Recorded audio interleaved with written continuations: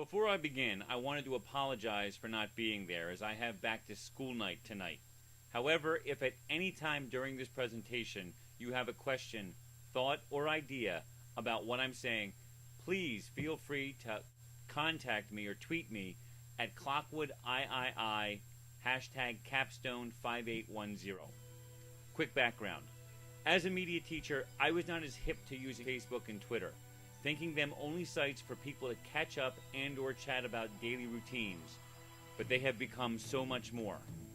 More as tools used in marketing, promotion, communication, awareness, sharing, and learning. These tools and many more web-based applications have become the mainstream for connecting and growing. There is a scene from an older film where a teacher uses newer technology his students comfortably and easily recognize to unite them as he led them through a discussion. With this in mind, I wanted to discover how worthwhile social media tools could be to a teacher and decided to do my research and paper on the efficacy of social media in the classroom.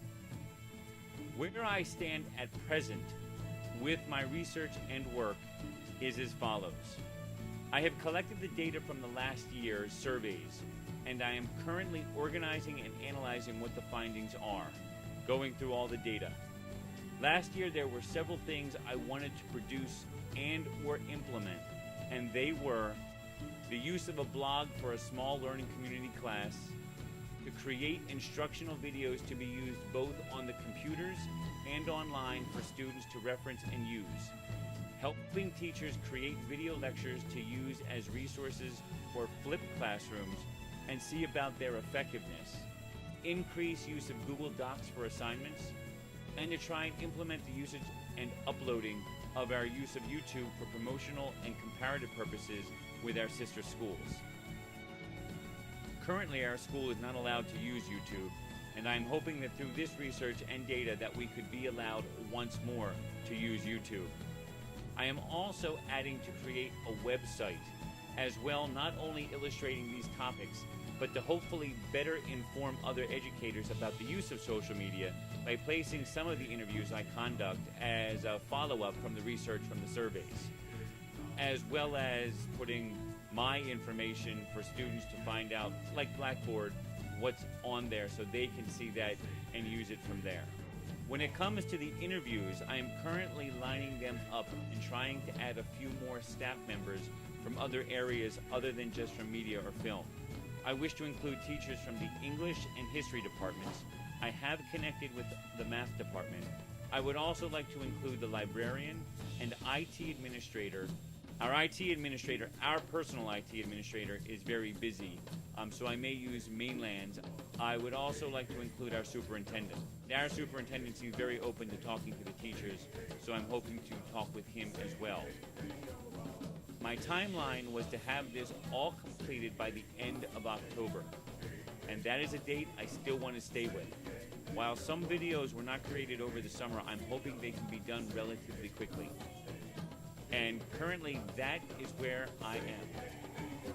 Now, when it comes to the INTC 5810 research paper checklist and choosing from the topics, or the topic section, with important, genuine, or focused enough for the scope of the capstone project, I chose T1, the important, significant. Where is that in my paper? The first place I think it is at the beginning, where it says the essence of teaching and learning lies in the hundreds of moments a day when students learn something as a result of the teacher's actions. But what are these actions?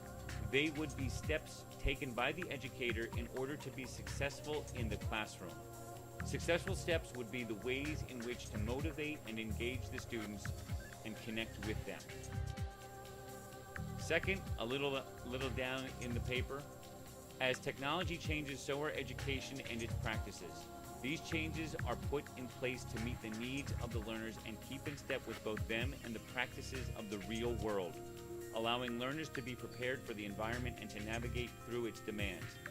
Technological innovations necessitate the provision of authentic learning resources, embedding learning in engaging, multimedia environments, supporting individualized learning processes, and equipping learners with powerful tools for knowledge exchange and collaboration. And then, even into the paper a little bit further, how it works: teachers strive and work to afford their students of the resources that are part of their surroundings, to make useful tools for them to take with them throughout their learning experience. The type of interactivity that allows students to use multimedia projects are generally enjoyed and appreciated by students, along with interactive Web 2.0 tools.